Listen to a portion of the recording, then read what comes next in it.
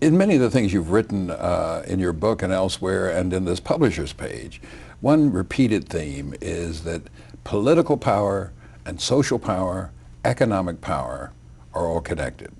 And that economic power sometimes must or can precede the political power. How does that balance out in your mind?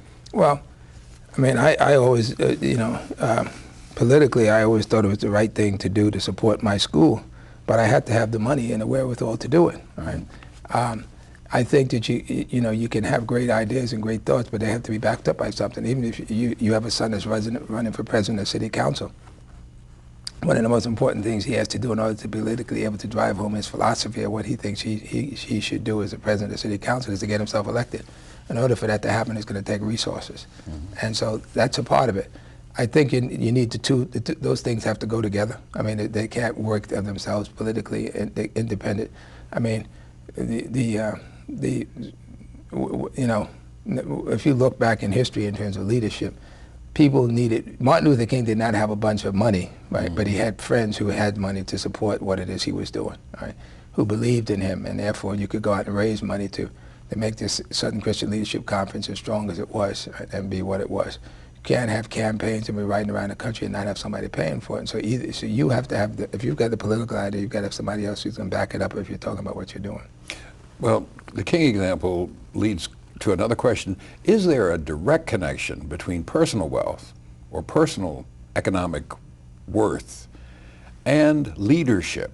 Is every business person a leadership person outside of the business he or she may run? What's the connection here? There are quite a few well-to-do black people, but most of them I would not think of as leaders, except insofar as their leadership has made them economically successful. Well, some people don't have a desire to be as well-rounded, I think, as you can be in terms of the things you can do. I mean, I think you can be very introspective, if you will, in terms of just looking in on yourself, and therefore you can have a business where you can forget who you are as an African American. I mean, unfortunately, we have people who have succeeded and done well in business, and they don't identify with any of the issues or problems we have at all as a people, right? I think that's unfortunate, but and it's their problem because it's to our demise as a people if we have people who are successful not realizing who they are. I clearly think that.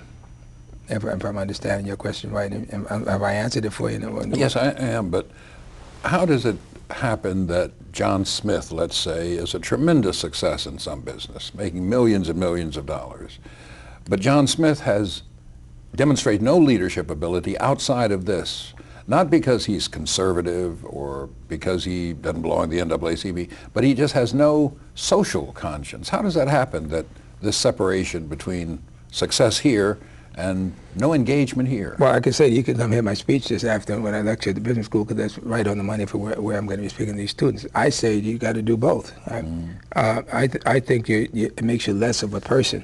I mean, I would like to believe that there are very few.